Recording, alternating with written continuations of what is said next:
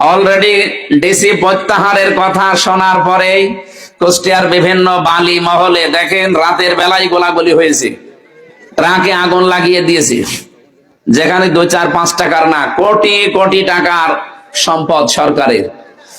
একটা বালিঘাটে সেদিন আমি আলোচনা করলাম 8 কোটি 2 লক্ষ টাকা যেখানে সরকারকে দেওয়া লাগবে, 3 কোটি টাকা দিয়ে বাকি 5 কোটি 2 লাখ টাকা ওনারা এদিক ওদিক করে খাবে। এটা পারছিল না ডিসির জন্য, হামজার জন্য, এখন সব বাবা শাহজালাল সব হালাল করে দিবে।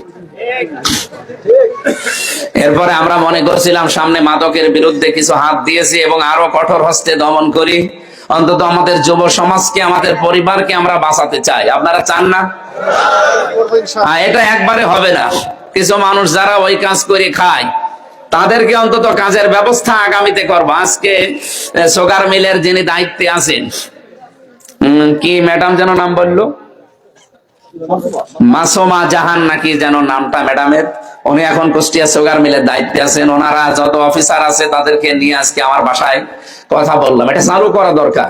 এখানে যদি অন্তত 2-3 হাজার মানুষের এদিক ওদিক করে কাজের ব্যবস্থা হয়, তাহলে যে মানুষগুলো এই যে মাদকের সাথে জড়িত হয়ে যাচ্ছে, ইয়াবা এবং বিভিন্ন মানে ক্ষতিকারক জিনিসের সাথে, তারা কাজ পেলে ওই কাজগুলো তারা ছেড়ে দিলে পরিবারটাও সচ্ছল হবে।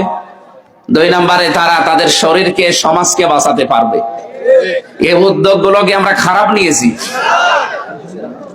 কুষ্টিয়ার সবচাইতে বড় ক্যান্সার ছিল চাঁদাবাজি করা।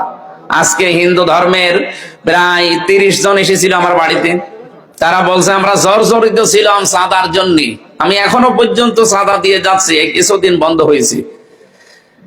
এই খাজানগর কবুরহাটে একজনকে চাঁদাবাজি করার সময় এই যে জনগণ পিটিয়েছে, ধরে এখন সে পালিয়েছে।